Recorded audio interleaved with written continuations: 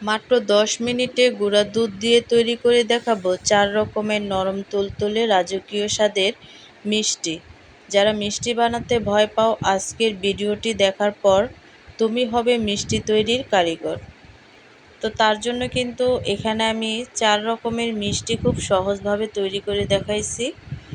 তো প্রথমে আমি এখানে নিয়ে নিছি 1 কাপ গুঁড়া দুধ, 1 কাপ কর্নফ্লাওয়ার, 1 কাপ ময়দা, 1 চা চামচ ঘি, আর সাথে দিয়ে দিচ্ছি সামান্য একটু বেকিং পাউডার। দিয়ে শুকনো উপকরণগুলো ভালোভাবে ঘিয়ের সাথে মেখে নেব।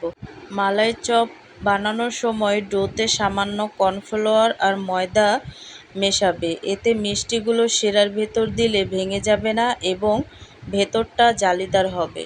তারপর কিন্তু এখানে আমি একটা ডিম দিয়ে একটা ডো তৈরি করে নিছি। তারপরে কিন্তু এখানে মিষ্টির শেপ দিয়ে মালাই চপ তৈরি করে নিচ্ছি। তো মালাই চপ তৈরি করে নেওয়ার পরে এখানে আমি নিয়ে নিছি তরল দুধ, দিয়ে দিছি 3টা এলাচ আর হচ্ছে 1 কাপ চিনি। মিষ্টিটা তোমরা যে যেমন খাও তেমন দিতে পারো। তো দিয়ে অনবরত নেড়েচেড়ে আমি একটা শিরা তৈরি করে নেব। তো দেখো, দুধে যখন বলক চলে আসবো তখন কিন্তু এক এক করে আমি মিষ্টিগুলো দিয়ে দিব। আর মিষ্টিগুলো দিয়ে একটু নেড়েচেড়ে আমি ঢেকে রাখবো। আর ঢেকে ঢেকে এই মিষ্টিগুলোকে জাল করে নেব। তো দেখো, জাল করার পর মিষ্টিগুলো অনেক বড় বড় হয়ে গেছে আকারে। তো হাই গাইস, আসসালামু আলাইকুম, welcome back to my channel. কেমন আছো তোমরা সবাই? আশা করছি ভালো আছো। আল্লাহর রহমতে আমি অনেক ভালো আছি। তো গাইস, ভিডিওটি ফার্স্ট থেকে লাস্ট পর্যন্ত দেখতে থাকো, আশা করছি ভালো লাগবে। আর ভালো লাগলে প্লিজ একটি লাইক আর একটি সাবস্ক্রাইব করে পাশে থাকবে। আর মিষ্টিগুলো ঢেকে ঢেকে আমি রান্না করে নিচ্ছি, দেখতেই পাচ্ছ।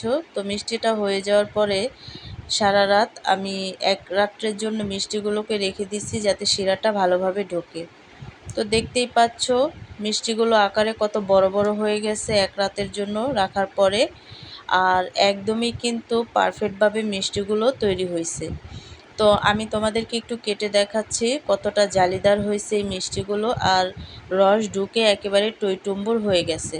তো এভাবে করে তোমরা যদি ট্রাই করো তাহলেই কিন্তু বুঝতে পারবে মিষ্টিগুলো কতটা সহজভাবে তৈরি করা যায়। তো এখন আমি আরেক ধরনের মিষ্টি তৈরি করে নেব। তার জন্য এখানে আমি দিয়ে দিছি 1 কাপ গুঁড়া দুধ, আর হচ্ছে সামান্য একটু বেকিং পাউডার, আর হচ্ছে ঘি দিয়ে ভালোভাবে আমি এই দুধটাকে মেখে নিছি। আর একটা ডিম ভেঙে নিছি, ডিমটা অল্প অল্প করে দিয়ে দিয়ে আমি একটা ডো তৈরি করে নেব। তো দেখো, এইভাবে অল্প অল্প করে দিয়ে তারপরে কিন্তু একটা ডো তৈরি করে নিছি। আর ডোটা তৈরি করে নেওয়ার পরে এখানে আমি মিষ্টিগুলো তৈরি করে নেব। তো অল্প অল্প করে নিয়ে নিয়ে তারপরে কিন্তু আমি মিষ্টিগুলো তৈরি করে নেব। আর এই মিষ্টিগুলো আমি চমচমের শেপ দিয়ে নেব। তো দেখো, আমি কিন্তু মিষ্টিগুলো চমচমের শেপ দিয়ে নিচ্ছি আর লম্বা লম্বাভাবে চমচম তৈরি করে নেব। তো একটা হয়ে গেছে। এইভাবে কিন্তু আমি সবগুলো চমচম তৈরি করে নিছি। তারপরে এখানে আমি চিনি দিয়ে দিছি, দিয়ে তারপরে কিন্তু একটা ক্যারামেল তৈরি করে নেব। আর ক্যারামেল তৈরি করে নেওয়ার পরে কিন্তু দেখো, এখানে আমি অ্যাড করে দেব তরল দুধ। এখানে আমি তরল দুধ অ্যাড করে দেব।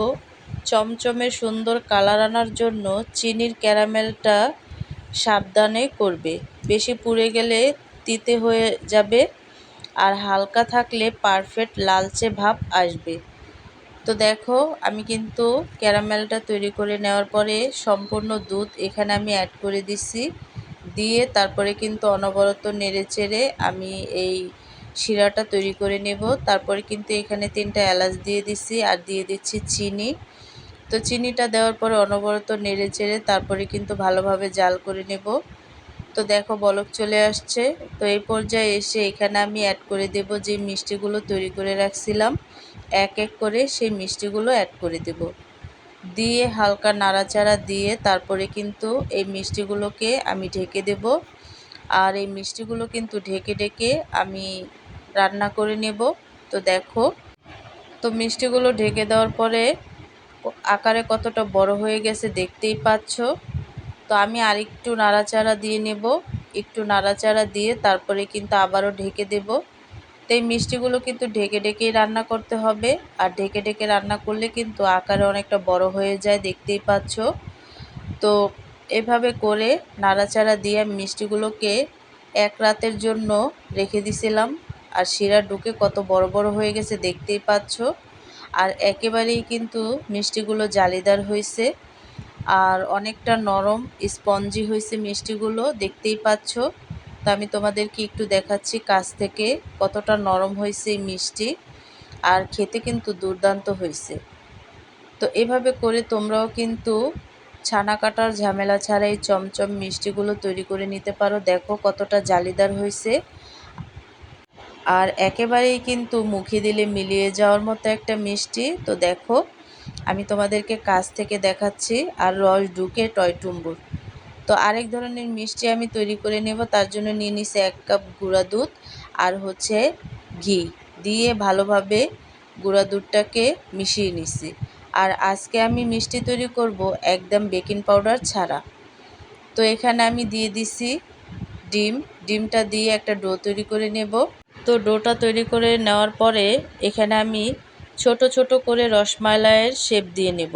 আর কি রসমালাই মিষ্টিটা যেই শেপ দেয় সেটার শেপ আমি এখানে দিয়ে দেব। তো আমি লম্বা লম্বিভাবে দিচ্ছি, তোমরা চাইলে গোল করে দিতে পারো। তো দেখো লম্বা লম্বা করে তারপরে কিন্তু আমি মিষ্টিগুলো তৈরি করে এখানে আমি তরল দুধ নিয়ে নিছি, দুধটাকে জাল করে নিছি, আর দিয়ে দিছি 2টা এলাচ আর হচ্ছে চিনি দিয়ে ভালো করে জাল করে নেব। রসমালাইয়ের বলগুলো যেন ভেতরে শক্ত না থাকে, সেই জন্য ডো করার সময় খুব বেশি মথবে না, হালকা হাতে মাখিয়ে সাথে সাথে শিরায় দুধে দিয়ে দেবে। তো দুধটা বলক চলে আসার পরে এখানে আমি এক এক করে মিষ্টিগুলো দিয়ে ভালোভাবে জাল করে নিব আর ঢেকে দেব। তো দেখো ঢেকে ঢেকে মিষ্টিগুলোকে আমি তৈরি করে নেব। তো অল্প কিছু মিষ্টি কতগুলো হয়ে গেছে দেখতেই পাচ্ছ। তো আমি এই মিষ্টিগুলোকে ঢেকে ঢেকে তারপরে কিন্তু জাল করে নেব।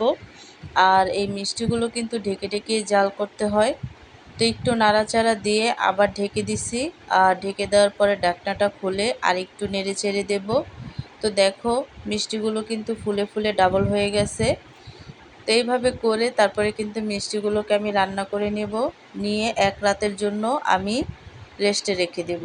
তো দেখো মিষ্টিগুলো রেস্টে রাখার পরে কতটা রসালো হয়ে গেছে। তো আমি পরিবেশন করে নিয়েছি, দেখতেই পাচ্ছ রসমালাইগুলো ফুলে ডাবল হয়ে গেছে আর রস ঢুকে একেবারে টইটুম্বুর হয়ে গেছে। তো এইভাবে করে 1 কাপ গুঁড়া দুধ দিয়ে কিন্তু এভাবে করে মিষ্টিগুলো তৈরি করে নিতে পারো। তো আমি একটু কেটে দেখাচ্ছি কতটা রসালো হয়েছে, আর খুব সহজেই কিন্তু কেটে নেওয়া যায়। একেবারে রসে টইটুম্বুর হয়ে গেছে আর অনেকটা স্পঞ্জি হয়েছে, মুখে দিলেই কিন্তু মিলিয়ে যাওয়ার মতো।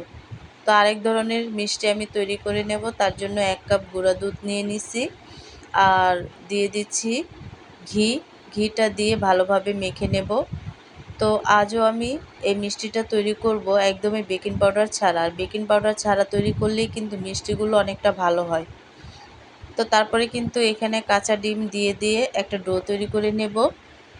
তো এভাবে করে মেখে একটা ডো তৈরি করে নিচ্ছি, আর এখন আমি শেপ দিয়ে নিব গোল গোল বলের মতো করে এই মিষ্টিগুলো তৈরি করে নেব। তো দেখো গোল গোল শেপ দিয়ে একটা কিন্তু মিষ্টি আমি তৈরি করে নিছি। তো দেখতেই পাচ্ছ এইভাবে করে সবগুলো মিষ্টি আমি তৈরি করে নিছি, আর 1 কাপ গুঁড়া দুধ দিয়ে কতগুলো মিষ্টি হয়েছে। তারপরে কিন্তু এখানে আমি চিনি দিয়ে একটা শিরা তৈরি করে নেব।